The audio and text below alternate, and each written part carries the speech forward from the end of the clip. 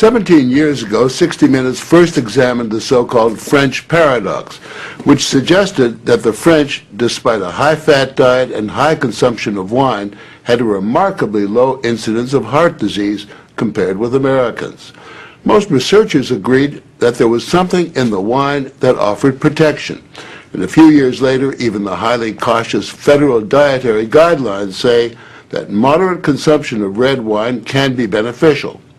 Now, scientists across the country have identified a substance in red wine called Resveratrol that they believe might do more than just protect the heart, but could, in very high concentrations, significantly extend life by preventing a number of age-related illnesses.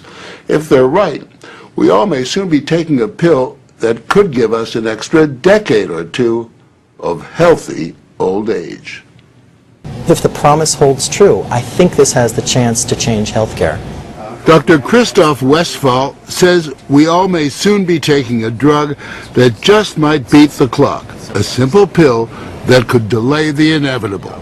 Our goal is to prevent and forestall many of the diseases that strike us as we reach 50, 60, and 70, all with one pill. What you're suggesting is there's some kind of rejuvenation drug that turns a 70-year-old into a 35-year-old. That might be pretty hard to do, but I think if we're on a train heading one direction, we can slow down that train. I think we can slow down these genes that control the aging process. That quest to put death on hold began in 2003 when Westphal met David Sinclair, a biochemist at Harvard, who was studying the genetic components of aging. 5 years ago, I met David, and he had shown that you could extend lifespan in yeast. That's pretty exciting. Now, if you happen to be a yeast, it's very exciting. Yeasts are one thing, human beings are more complicated. So Sinclair focused on a gene present in almost all life forms, the sirtuin gene. It's normally inactive, but when it is active, Sinclair believes it triggers a survival mechanism that extends life. Convinced that something in nature could activate that gene, Sinclair randomly tested thousands of compounds. And bingo, he got a hit, Resveratrol. When I Googled this Resveratrol, I was shocked to find that red wine was the top hit.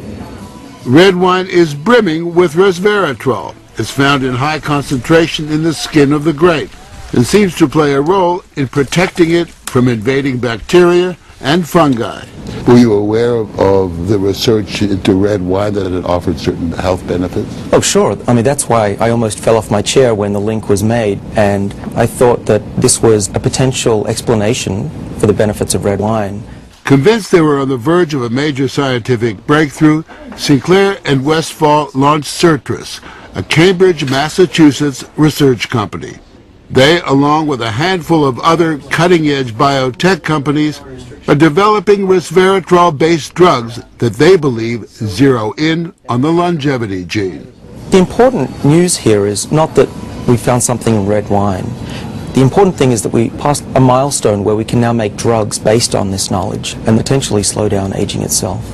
Everyone from plastic surgeons to your friendly snake oil salesman have been promising a ticket to eternal youth for some time. So the prospect of a prescription pill based on red wine that could trigger a longevity gene sounds too good to be true. And yet, scientists have actually known for years of one surefire way of doing that. Stay hungry. Eating a lot of food turns that off. Dieting, extreme dieting, turns it on. These rhesus monkeys are on a major diet. For nearly 2 decades now, they've been taking in a good 30% fewer calories than their well-fed brothers and sisters. It's feeding time, I gather. Feeding time. They're the centerpiece of a National Institutes of Health study at the University of Wisconsin on whether or not CR, calorie restriction, makes them healthier and extends their lives. To maintain their sterile environment, we had to suit up to visit them with Ricky Coleman, the project leader. These are 2 of our control animals here.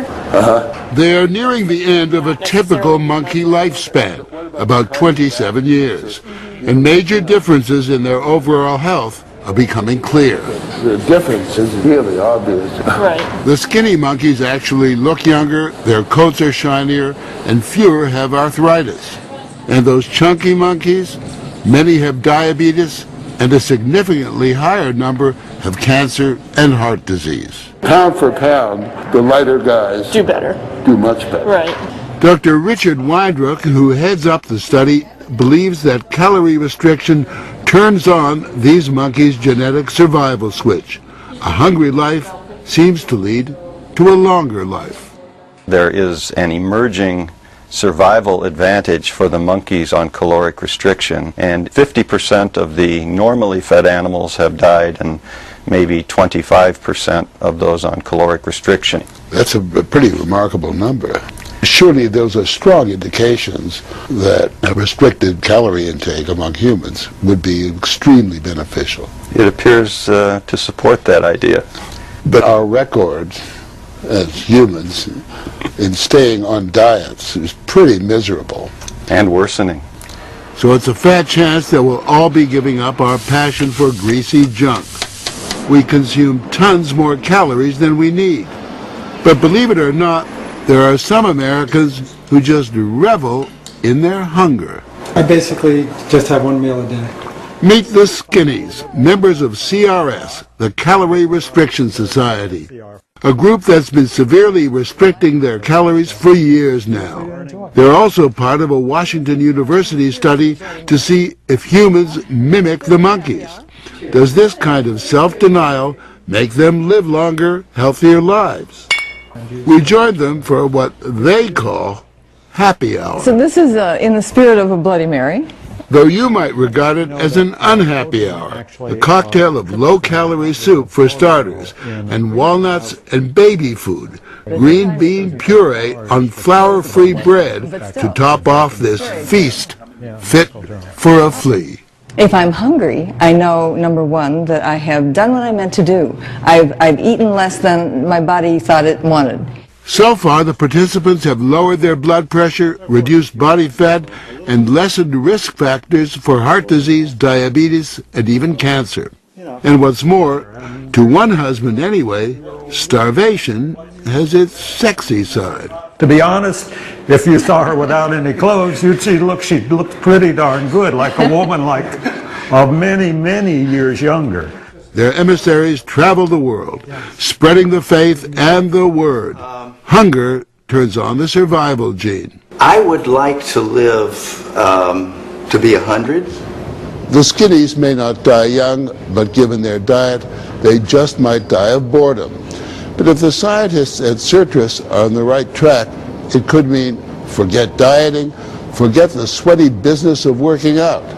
Just pop a pill and you are in guilt-free couch potato paradise. We have a pill that can mimic many of the effects of calorie restriction or exercise. So one could be very healthy and obese at the same time. Our goal is healthy individuals, ideally via lifestyle, and if that doesn't work, we believe that we'll have a pill that can mimic that. A pill that in effect diets for you. A pill that turns on the survival gene. And what we're trying to do with our drugs here is to put the body in a defensive state, to ring the alarm bells and get the body to defend itself instead of dieting to set the alarm off, pop a pill. The pill is a highly concentrated form of Resveratrol, a virtual vineyard of healthy living. How much red wine would you have to drink to get the kind of Resveratrol that you're using? The sad news is that you'd need to drink about 1,000 bottles a day of red wine, which I don't recommend. The pill itself may not extend lifespan, but could prevent the diseases of aging, Alzheimer's, diabetes, heart disease, even cancer. What we're talking about is activating the body's natural genetic defenses against diseases, and that's very powerful if we can harness that. Resveratrol has been tested on mice and the results have been encouraging. In this test video provided by Citrus, both of the mice have been fed a high-fat diet for 12 weeks. But when placed on a treadmill, the mouse on the right ran twice as far. He was taking high concentrations of Resveratrol. You have fat mice and you have fat mice